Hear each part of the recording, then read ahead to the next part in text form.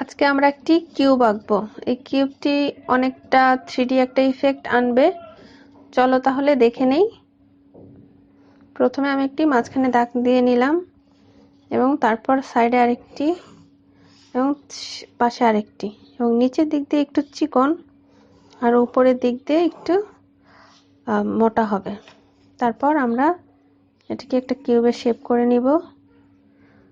এখন কিউবটি মনে হচ্ছে অনেক লম্বা, কিন্তু যখন আমরা এটিকে 3D অ্যাঙ্গেলে ধরবো তখন এটি একদম সম্পূর্ণ একটা 3D লুক নিয়ে আসবে। চলো তাহলে আউটলাইন করে নেই।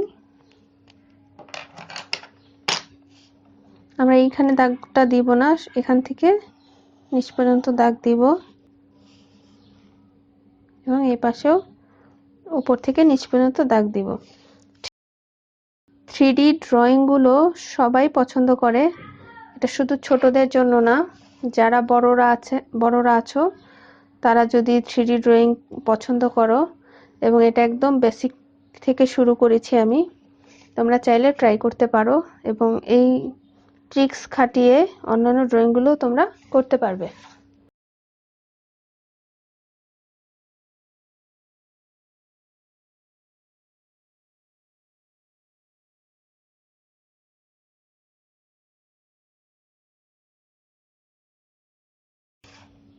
হয়ে গেল।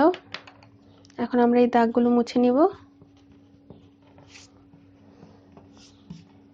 এবং পেন্সিল দিয়ে একটি শেড তৈরি করে নিব এবং এই শেডটি মাঝখান দিয়ে একটু বেশি গাঢ় থাকবে এবং আস্তে আস্তে শেডটিকে একটু ছড়িয়ে দিব।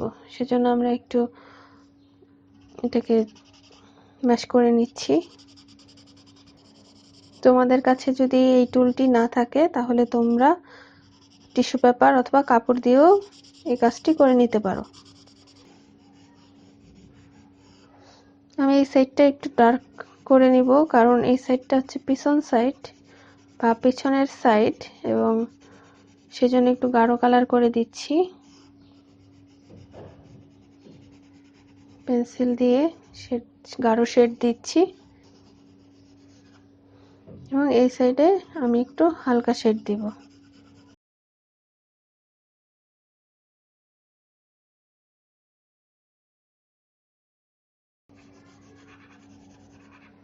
ওকে, এখন আমরা এই উপরেও একটু শেড দিয়ে নিই, কারণ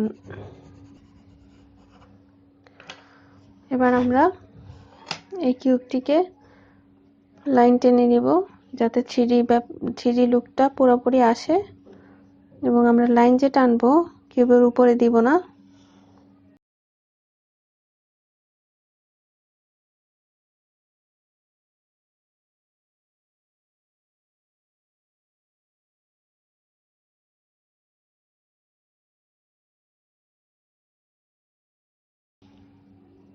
কিন্তু শ্যাডোর উপরে আমরা দাগ দিব।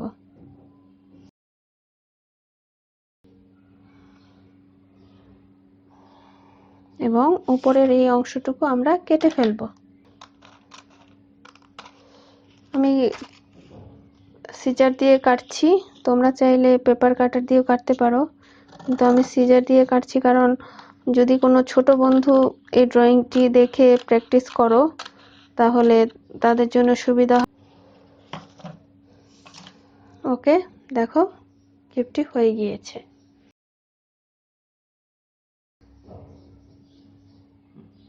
দেখো কিউবটিকে আমরা একটু অ্যাঙ্গেলে ধরছি, দেখো এটা কি সুন্দর একটা 3D ব্যাপার চলে আসছে।